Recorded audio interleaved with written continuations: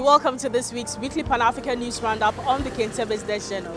Here we serve you with all the major news headlines across Africa and the African diaspora. My name is Rahel Akosia.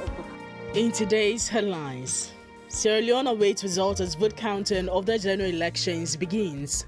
Tanzania has permitted China to exploit natural gas reserves in a signed deal. And Uganda has received an immediate loan from IMF amidst threats from the passage of its recent Anti-Homosexuality Act. Now the news in details.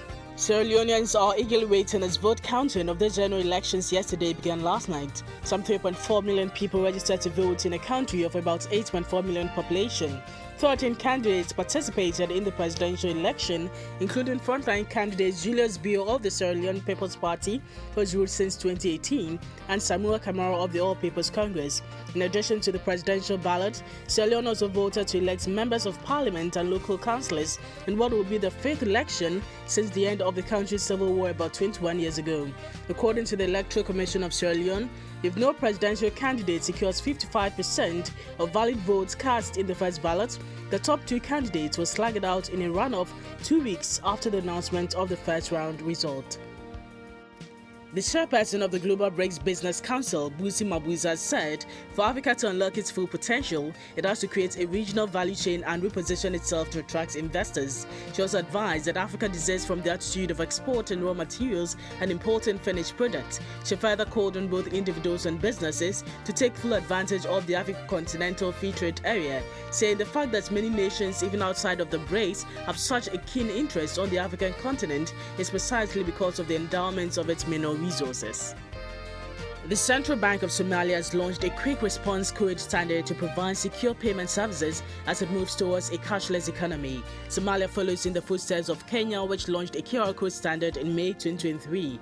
The launch of a QR code standard is the latest indication that Somalia intends to rebuild its financial services infrastructure that has been hindered by years of conflict. The bank's governor, Abdurrahman Abdullahi, was talking after the launch in Mogadishu that the code, which according to him will bring digital payments into one system, can be easily used by customers, businesses, and banks. In March 2023, the bank also announced the adoption of international bank account numbers by all banks in the country, reducing operational risks for banks. The President of Kenya, William Ruto, has said during the Paris Climate Summit that the country has not come to ask for help from the rich countries, but to ensure the reform of the global financial architecture enables developing countries to take part in the solution. According to William Ruto, the current financial architecture is unfair, punitive, and inequitable, saying African countries are tired of the narrative that portrays African countries as victims of climate change, looking for favors and lamenting. He further argued that the IMF and the World Bank need to be reformed, the debt management of developing countries need to be rethought, and new fair taxes need to be created at international levels on shipping, air transport, and financial transactions. The European Union market, valued at 4.3 trillion euros, has opened its doors to more than 500 agribusinesses in East Africa. Burundi, Kenya, Rwanda, Uganda, and Tanzania are the beneficiaries of this new directive. These countries, under the EU East African Community Market Access Upgrade Program, which was established 5 years ago in 2018, would be allowed to trade their agricultural produce with the European Union. Luis Gonzalez, the program officer of the EU delegation in Tanzania and the EAC, spoke at the virtual launch of the program and noted that the EU is excited to foster its economic relationship with these East African states via this initiative. The IMF has authorized the immediate delivery of around $120 million to Uganda, while warning of higher risk, particularly the recent consequences from the passage of the Anti-Homosexuality Act. The funds were made available through the Extended Credit Facility Arrangement, which provides medium-term financial assistance to low-income countries. Tanzania's energy minister has disclosed that the Tanzania Petroleum Development Corporation and the Chinese state-owned Offshore Oil and Gas Corporation wants to begin a signed deal of offshore exploration, saying that they believe Tanzania has more gas and possibly oil to be discovered because only 30% of the area with potential for oil and gas resources has been explored so far.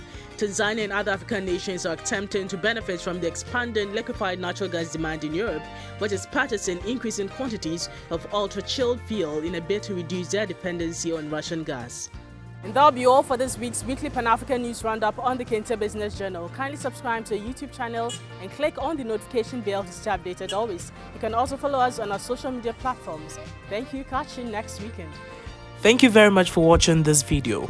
Please do not forget to subscribe to the YouTube channel Kente Business Journal TV and press the notification bell to stay updated always.